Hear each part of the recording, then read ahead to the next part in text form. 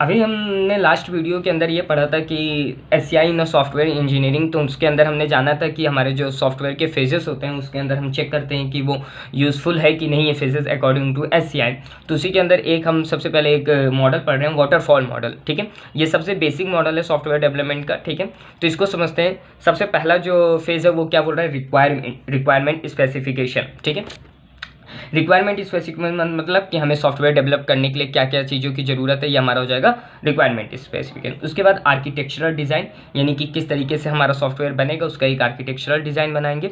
उसके बाद detailed design, यानी कि किस तरीके से, यानी उसके हर एक चीज़ में हमें कहाँ पे कौन कौन सी रिसोर्स की ज़रूरत पड़ेगी, वो सारी चीज़ें, यानी एक तरीके से नॉट वर्किंग, यानी पूरा हमारा यानी सॉफ्टवेयर किस तरीके के बन के दिखेगा, वो सब हमारा डिटेल डिज़ाइनिंग के अंदर आ जाता है।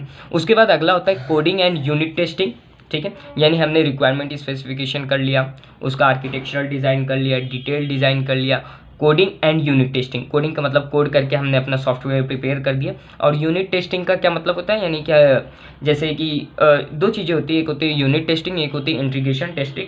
जैसे कि हम मान लो हम अपने गाड़ी बना रहे हैं, हमारी गाड़ी बनाने की कंपनी है, तो यूनिट टेस्टिंग का मतलब जब हम गाड़ी की अगर एक जैसे गाड़ी बनेगी तो अलग अलग पार्ट से मिलकर बनेगी, तो हम उसके एक एक पार्ट को जब चेक कर रहे हैं कि वो सही से काम कर रहा है कि नहीं, कि हमने उसका मोटर देखा, मोटर सही से काम कर रहा है कि नहीं, उसके जो ग्लास वाइपर्स हैं वो सही से काम कर रहे हैं कि नहीं, उसकी हेडलाइट काम कर रहे हैं, ये हो गया अगर हम एक एक पार्ट को कर रहे हैं तो यूनिट टेस्टिंग हो गया।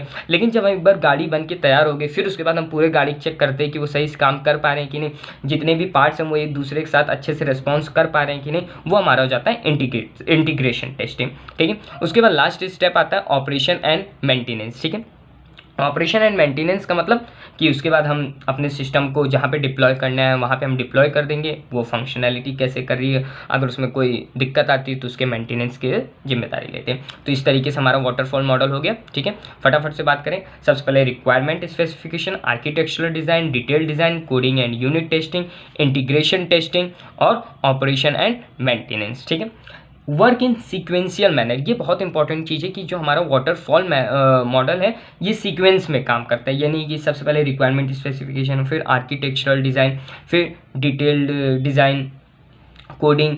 ये नहीं है कि हम यहाँ से सीधे इस वाले फेज़ पे चले जाएंगे। मान लो यहाँ पे कोई फेज़ पे एरर आई, ठीक है, तो हम यहाँ से ये नहीं कि हम वापस ऊपर चले जाएंगे, नहीं, हम फिर नीचे ही जा सकते हैं। अगर कोई एरर आए तो हमें इस पूरे सिस्टम को दोबारा से डेवलप करना पड़ेगा। कहाँ से? रिक्वायर्ड स्पेसिफिकेशन से। ये है हमारा वाटरफॉल मॉडल। ठीक है, तो इसका यही सबसे बड़ा डिसएडवांटेज भी है कि सीक्वेंशियल मैनर में वर्क करता है। अगर मान लो कहीं भी कोई भी दिक्कत आ जाती है तो उसको हम यानी जस्ट ऊपर वाले फेज में जाके सही नहीं कर सकते हैं, हमें दोबारा से पूरे मॉडल को डिज़ाइन करना पड़ता है। तो अगर अब इसके हम एडवांटेजेस और डिसएडवांटेजेस की बात करें, ठीक है, तो एडवांटेजेस की बात करें तो ये सिंपल एंड इजी है, इसको आसानी से बना सकते हैं, इजी टू मैनेज, आसानी से मैनेज कर सकते हैं, इसके फेसेस इतने हार्ड नहीं है। बट ये work on a small project, यानी हम इसका यूज़ केवल स्मॉल प्रोजेक्ट पे करते हैं। ठीक है, अगर हम इसका यूज़ बड़े प्रोजेक्ट पे करें और कहीं पे एरर आ गया, कहीं मिस्टेक आ गया, तो हमारा पूरा टाइम भी जाएगा, मनी भी जाएगा, तो काफ़ी ज़्यादा लॉस होने के चांसेस हैं। क्लियरली अरेंज टास्क, इसके अंदर हर एक टास्क को अपन क्लियरली अरेंज करते हैं, स्टेज डिफाइंड वेल, हर एक स्टेज को अच्छे से डिफाइन करते हैं। तो डिसएडवांटेज क्या है? हाई रिस्क, यानी इसके अंदर जो रिस्क है वो काफ़ी ज़्यादा है। नॉट वर्क फॉर उप्स, यानी ऑब्जेक्ट ओरिएंटेड प्रोग्रामिंग, यानी जहाँ पे हमें बहुत बड़े प्रोजेक्ट हैं वहाँ के लिए हम इसका यूज़ नहीं कर सकते। Thank you.